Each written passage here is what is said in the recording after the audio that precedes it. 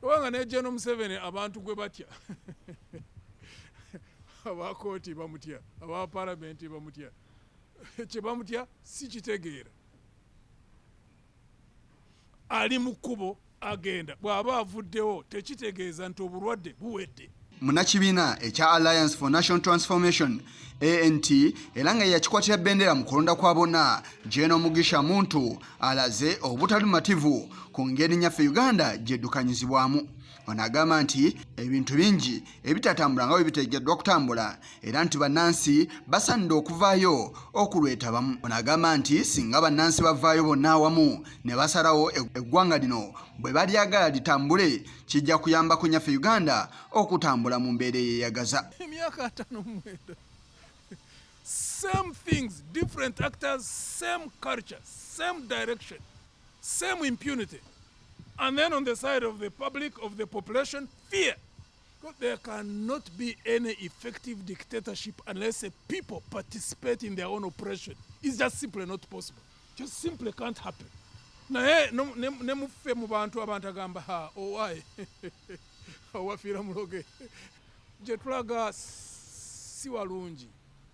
Katonda asobola okutubeera n'ekisa tutaase wabeewo enkyukakyuka ey'emirembe kye twagala.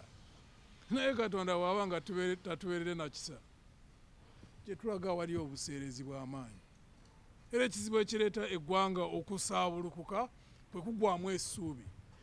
Muntu okuvaayo bw'ati asinze mu lukungaana lwa bannamawulire olutudde ku kirebe ky'ekibiina kino ku luguudo lwa Buganda. Ono era alaze obutalibumativu ku ngeri ababaka Muhammad Segirinya ne Alan Sewanyana gye baakwatiddwamu ku nsonga ezitali zimu. Kwata abakulembeze abantu be basindika mu parliament ababaka Honorable Alan Sewanyana, Honorable Muhammad Segirinya si gwe mulundi ogusoose gavumenti eno okukwata ababaka. Kino ebizibu bibiri. Ekisooka engeri gye bakwatamu kati engeri gye bakwatamu omubaka bw'oba oyagala okukwata omubaka osobola okuwandiikira sipiika n'amugamba n'agenda ku CID. Kyokubiri bwe bakola ebintu mu ngeri eyo ey'ekiyaaye ku mubaka kati omuntu owa bulijjo ye anaaba atya. Ku ntandikwa ya Sabbiiti eno omukulembeze w'eggwanga yavaayo n'akikkaatiriza n'alaga ki kyatunuulidde omuli okuyimiriza akalu ka kkooti ku bantu ababazizza emisango egy'enjawulo. Ono era ku lunaku olwokubiri yasobodde osisinkana ababaka abakkiriziganya mu kibiina kino. But now, in no time, we are now being told that bail is a right. Really? Somebody has killed a person and you see him walking here. This is a provocation, I can tell you. This is a provocation. We cannot accept it. And the CJ made it very clear that that's why people are taking the law in their own hands. This bail is a big provocation. We are going to address it. Also, politically, constitutionally, we're going to mobilize ourselves. I'm glad the CJ has, because it will cause us problems. It will discredit the whole system, the government, the political side, but also the judiciary. Muntu asiimye ekyakoleddwa abamu ku babaka b'ekibiina kya NRM abatakkirizganyiza na kuggyawo bimbula bantu ku kakalu ka kkooti. Naye si gwe mulundi ogusoose General Museveni okukola ki okukireeta mu mbuga za politics. Ekirungi members ba parliament abali mu NRM bakirabika bakigaanye era tubawagira bagende mu maaso bakigaane ekimu ddala. Ono agamba nti tewaliwo obuzibu bwonna buli mu tteeka lifuga nnyaffe Uganda akadde kano wabula obuzibu buli ku bantu abo abaliteekesa mu nkola. Ekya General Museveni okugamba nti ekyokweyimirira bakiveeko. Tekuli problem mu tteeka eririwo kati era bwe lyandisaanidde okusigala nga bwe riri. Kubanga ku misango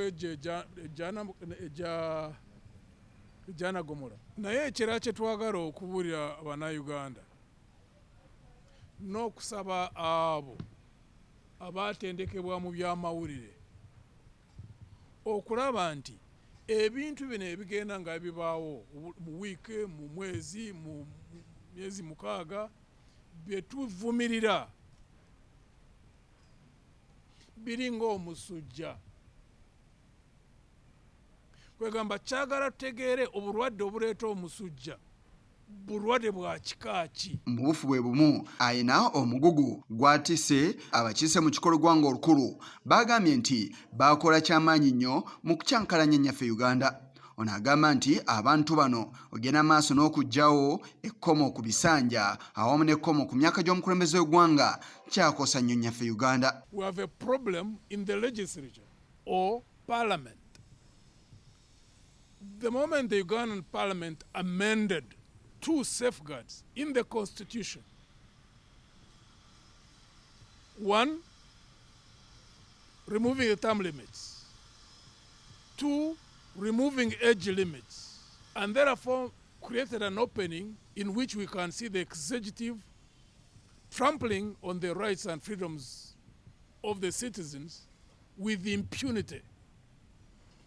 So far we have 2 problems, on the executive, on parliament. Ono takomyoko ne Sigeddamuzi ayina byalyogeddeko. Members ba parliament olaba abo judicial officers abakola ebintu ebi sijja kwogera ku kooti twagala kugirekamu ekitiibwa.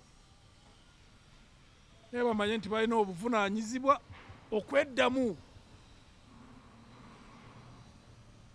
Kubanga oluusi parliament executive tusobola okugyogerako byonna bye twagala okugyogerako, naye twagala mpola mpola abo abali mu ki bayivu bonna abo judges magistrates bayivu